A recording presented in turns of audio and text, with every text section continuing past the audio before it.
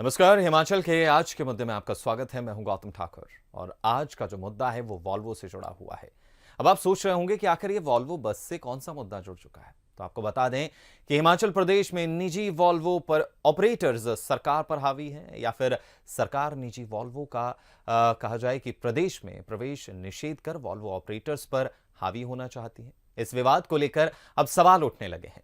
सरकार के प्रयासों के बावजूद भी वॉल्वो प्रदेश की जो है वो सड़कों पर रफ्तार से घूम रही है, तो ऐसा लगता है कि अब चालान काटने की मुहिम जो कांग्रेस सरकार ने सत्ता में आने के साथ ही आरंभ की थी, शुरू की थी, वो ठंडी पड़ गई है।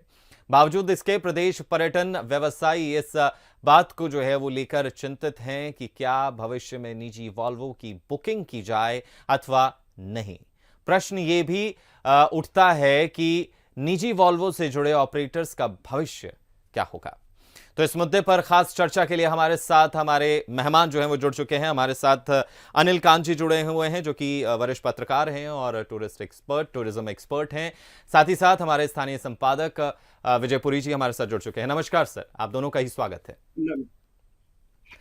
तो विजय सर, सबसे पहले मैं आपके पास आना चाहूंगा कि आखिर ये विवाद क्या है कि वॉल्वो ऑपरेटर्स के चालान काटे जा रहे हैं।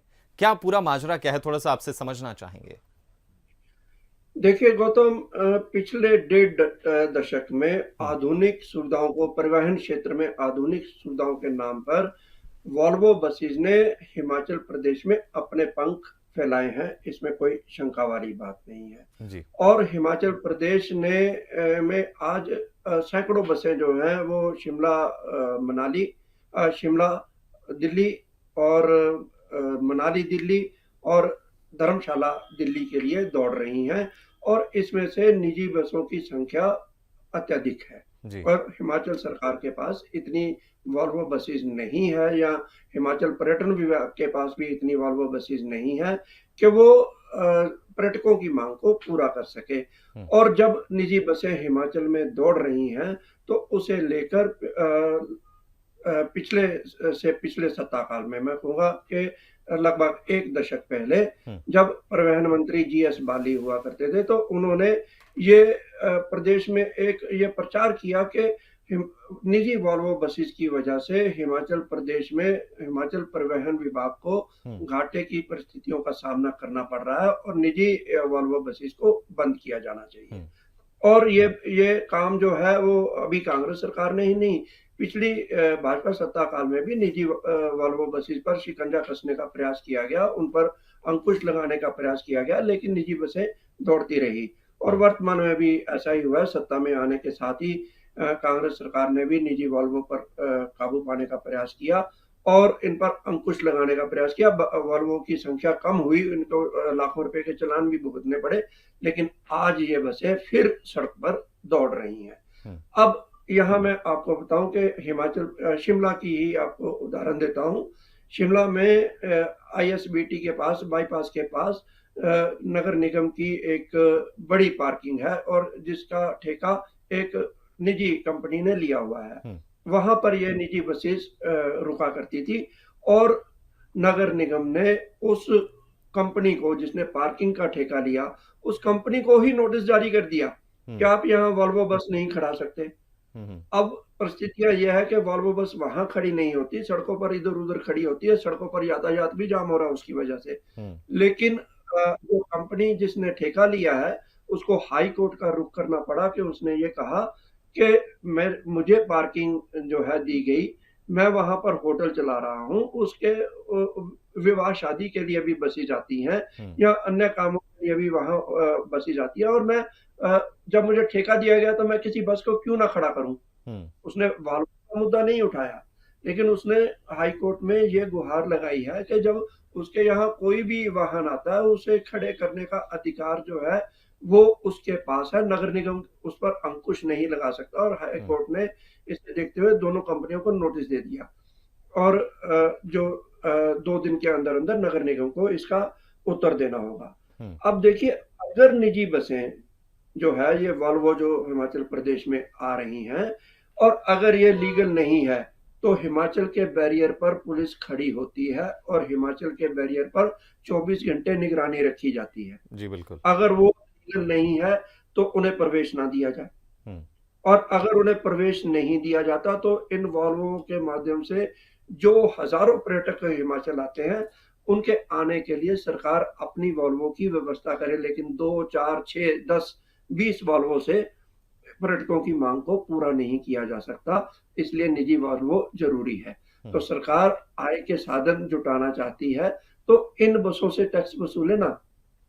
और अगर ये इलीगल है तो हिमाचल में आना ही क्यों देती है, ये सबसे बड़ा प्रश्न है। इसका मतलब ये है कहीं ना कहीं पुलिस के बीच में जब सरकार ये बयान देती है कि अंकुश लगाया जाए, तो इसका मतलब ये है कि अगर अंकुश लगाया जाए और मुख्यमंत्री देते हैं, मंत्री ऐसा बयान देते हैं, परिवहन निगम के अधिकारी ऐसा बयान देते हैं, बावजूद इसके सर पर दौड़ रही है ये वॉल्वो बसें, तो इसका मतलब कहीं ना कहीं मिली भगत है। तो जो सरकार चाहती है कि ये वॉल्वो माफिया प्रचारित हो, तो इसका मतलब ये वॉल्वो माफिया है अगर ये इलीगल आता है। और अगर ये लीगल है तो इनसे टैक्स वसूला जाए, तो कोई रास्ता निकाला जाना चाहिए मेरे हिसाब और इससे काफ़ी चीज़ें जो हैं वो इम्पैक्ट भी करती हैं। टूरिस्ट जो आना चाहता है वो कहीं ना कहीं इम्पैक्ट होता है। अनिल जी के पास मैं जाना चाहूँगा। से। अनिल जी, समाधान क्या है? समस्या बहुत बड़ी है क्योंकि टूरिस्ट भी इससे इम्पैक्ट होता है, नॉर्मल जो वहाँ के आम बाशिंदे हैं वो भी कहीं ना कहीं इम्पैक्ट होते हैं। समाधान क्या गौतम जी, ये जो हमारी जो हिमाचल प्रदेश में वॉल्वो बसें दूसरे राज्यों से आ रही है, ये हमारे पर्यटन के लिए रीढ़ की हड्डी की से भी ज्यादा मजबूत है। है? हिमाचल के पर्यटन को चलाने के लिए हमारी वॉल्वो बसें जो हैं एक बैकबोन का काम कर रही हैं। लेकिन दिक्कत क्या है कि ये कॉन्ट्रैक्ट कैरिज परमिट की बसें होती हैं, यानी कि ऑल इंडिया परमिट की बसें होती हैं। हम्म। और जो हमारी रोडवेज हिमाचल एचआरटीसी की बसें होती हैं वो स्टेज कैरिज की बसें होती हैं। हम्म। तो हमारी हिमाचल सरकार इन्हें इलीगल इसलिए कहती है कि ये कॉन्ट्रैक्ट कैरिज की बसें ऑल इंडिया परमिट की बसें हैं, ये जो है रोजाना एक रूट पर नहीं चल सकती। जबकि अगर आप दूसरी तरफ देखें तो हिमाचल टूरिज्म के पास भी जो है HP01 नंबर की गाड़ियां ऑल इंडिया परमिट की हैं, जो रोजाना शिमला से दिल्ली, दिल्ली से शिमला और मनाली से दिल्ली और दिल्ली से धर्मशाला इसी फार्मूले पर चलती है, जिस फार्मूले पर ये निजी वॉल्वो बसें चल रही है। हम्म। तो समझ से यह परे है कि हिमाचल सरकार अपनी बसों को तो लीगल कहती है, लेकिन ये जो निजी वॉल्वो चल रही है इन्हें इलीगल कहती है। हम ये कहते हैं कि इलीगल वो बस हो सकती है जिसने टैक्स ना काटा हो, जिसने हिमाचल प्रदेश का टैक्स ना जमा किया हो, या किसी की कोई पेपर्स में कोई कमी हो, फिटनेस ना हो या अनफिट हो गाड़ी, उसे हम इलीगल कह सकते हैं कि जिसमें पर्यटकों की सुरक्षा को लेकर कोई खतरा हो। अगर वह सभी मापदंडों पे बस पूरी खरी उतर रही है तो उसे हम इलीगल नहीं कह सकते। लेकिन हम्म। जैसे ही ये बसें चल पड़ती हैं, एचआरटीसी की बसों को थोड़ा सा फर्क पड़ता है, वो भी ऑफ सीजन में। हम्म। टूरिस्ट सीजन में एचआरटीसी की बसें भी बराबर भागती हैं। और मैं गौतम जी आपको बड़ी हैरानी की बात बता दूं कि जब इन बसों के ऊपर शिकंजा कसा जाता है और एचआरटीसी में बसों की डिमांड बढ़ जाती है, तो एचआरटीसी इन्हीं बसों को जो है किराए पर किलोमीटर स्कीम में हायर करती है। हम्म। तब ये बसें इलीगल नहीं रहती। एचआरटीसी की वेट लीजिंग एक स्कीम है, वेट लीजिंग के तहत फिर इन्हीं बसों को हायर किया जाता है। एचआरटीसी इन बसों को किलोमीटर के हिसाब से पैसे देती है हम्म। और इनकी बुकिंग करके इनसे मुनाफा कमाती है। तो हमें कुल मिलाकर में कह सकते हैं कि एक तरफ हिमाचल टूरिज्म भी इसी पैटर्न पे चल रहा है, जिस पैटर्न पे ये इलीगल जिन्हें कहा जा रहा है। हम इलीगल वो बसें हो सकती है जिनके पेपर्स कंप्लीट ना हो, जिनमें कोई गड़बड़ी हो, जिनमें कोई हेराफेरी हो या उनके परमिट ना हो। हम्म। तो इन्हें भी जो है, आप हैरान होंगे कि हिमाचल के बहुत सारे ऑपरेटर जो हैं उन्होंने हिमाचल से बाहर राज्यों में हरियाणा, पंजाब, दिल्ली में बसें खरीद के रजिस्टर्ड कराई हैं। और जबकि हिमाचल प्रदेश में भी प्रावधान है कि वह ऑल इंडिया परमिट की बसें खरीद सकते हैं, लेकिन हिमाचल प्रदेश की जो टूरिस्ट बसों की जो पॉलिसी है वह बिल्कुल साफ नहीं है। उसमें जो टैक्स की जो पॉलिसी है वह ऐसी अलग है कि अगर ईमानदारी से कोई वॉल्वो ऑपरेटर टैक्स देना चाहे तो वह वाइबिलिटी नहीं बनती इसकी। तो उसकी जो कॉस्ट है वह कम से कम 200 रुपए पर किलोमीटर से भी ऊपर चली जाती है। तो कहने का मतलब कुल मिला के शॉर्टकट में यह है कि हिमाचल सरकार को इसके ऊपर अध्ययन करना चाहिए, इसके ऊपर विचार करना चाहिए कि हम हिमाचल प्रदेश में आने वाले पर्यटकों को ना रोकें, उन्हें आने दे, लेकिन उन्हें चलना कैसे है, उन्हें रेगुलेट कैसे करना है, उनके ऊपर काम किया जाए। अभी तक इसके ऊपर गंभीरता से किसी ने भी काम नहीं किया है। सिर्फ एचआरटीसी अपना पक्ष सरकार के पास रखती है सर, ये कि जानना हमें चाहूंगा घाटा पड़ रहा समाधान क्या है। है? समस्या हम पूरी तरीके से समझ गए हैं, इसका समाधान क्या हो सकता है? समाधान इसका बड़ा सिंपल है। समाधान सरकार जो है इन वॉल्वो ऑपरेटर से उठ के बात करे और इनके लिए एक ऐसा फार्मूला बनाए जो सरकार को राजस्व भी आए, चाहे वो बॉर्डर पे ले ले इनसे टैक्स। जबकि केंद्र सरकार ने फार्मूला बना दिया है, केंद्र सरकार ने इनसे सालाना टैक्स फिक्स कर दिया है, जैसा कि ट्रकों का नेशनल परमिट एनपी टैक्स होता है। इनके ऊपर भी इसी साल से 2022 के एंड से ये फार्मूला शुरू हो गया है। लेकिन अगर हिमाचल सरकार चाहे इनसे अतिरिक्त कोई राजस्व लेना है तो उसका वह कोई अन्य माध्यम हो सकता है जो एक मिनिमम से टैक्स ले ले, जिसमें कोई चोरी ना करे। लेकिन जब भी किसी राज्य का टैक्स बहुत ज्यादा बढ़ जाता है तो वो ऑपरेटर जो है उसे दे नहीं पाते, और देने नहीं पाने के कारण वो टैक्स चोरी होता है।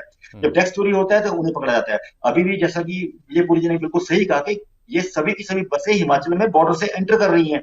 उन बॉर्डर्स पे आरटीओ के बैरर भी हैं, उन बॉर्डर पे एक्साइज के बैरर भी हैं, उन बॉर्डर पे पुलिस के बैरर भी हैं। तो फिर ये हमारे जो फ्लाइंग स्क्वाड है उन्हें हिमाचल में बीच में क्यों पकड़ते हैं, उन्हें अंदर कैसे आने देते हैं? अक्सर आप देखेंगे कुल्लू मनाली में उनकी चेकिंग होती है, शिमला में उनकी चेकिंग होती है, उन्हें पकड़ा जाता है, उन्हें जुर्माने किए जाते हैं। सबसे पहला सवाल है कि वो हिमाचल में एंटर कैसे कर गई। सबसे बड़ा सवाल है कि उन्हें अगर उनमें, जबकि तुम्हारे बॉर्डर पे आरटीओ, एक्साइज एंड टैक्सेशन और पुलिस के सभी जो है नाके बड़े 24 घंटे खुले रहते हैं। तो कुल मिलाकर हम ये कह सकते हैं कि इन बसों को रेगुलेट करने के ऊपर सरकार को जो अध्ययन करना चाहिए। अदरवाइज हमारे पर्यटन को काफी धक्का पहुंच रहा है। जैसे ही सीजन चलता है इन बसों के ऊपर अवैध वोल्वो करके शुरू हो जाता है। अवैध हो सकती है, हम फिर से कह रहे हैं कि अवैध हम नहीं कहते, अवैध वो हो सकती है जिनके कागजात पूरे ना हो, जिन्होंने टैक्स जमा ना किया हो, जिन्होंने कोई वायलेशन की हो, वह अवैध हो सकती है।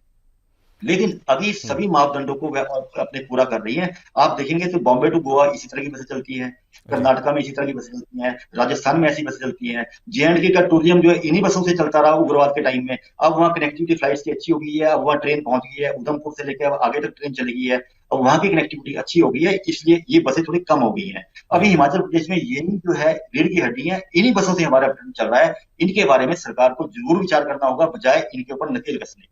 जी बात।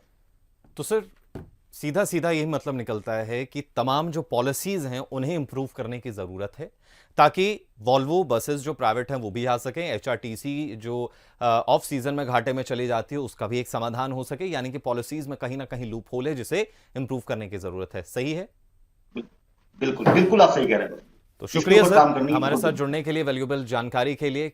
फिर जरूर आपसे जुड़ेंगे और किसी टूरिज्म से जुड़े हुए मुद्दे पर ही आपकी जो है वो जानकारी लेंगे। शुक्रिया सर।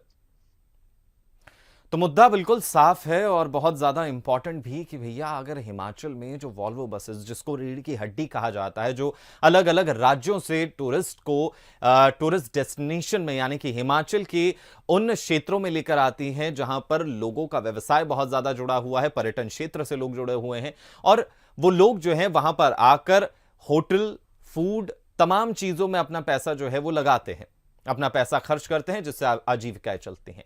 और कहीं ना कहीं इस वॉल्वो के मसले को भी जो है वो सॉल्व करने की, इसका समाधान निकालने की जरूरत है। अब देखना यही होगा कि कब तक सरकार जो है वो पुख्ता पॉलिसीज जो है वो बनाती है, ताकि वॉल्वो की जो समस्या है, जो प्राइवेट वॉल्वो की समस्या है, और एचआरटीसी की जो वॉल्वो की समस्याएं हैं, उस पर जो है वो समाधान हो सके। फिलहाल आज के इस मुद्दे में इतना ही। मुझे यानी गौतम ठाकुर को दीजिए इजाजत, और हिमाचल की खास खबरों के लिए बने रहिए हिमाचल टुडे के साथ।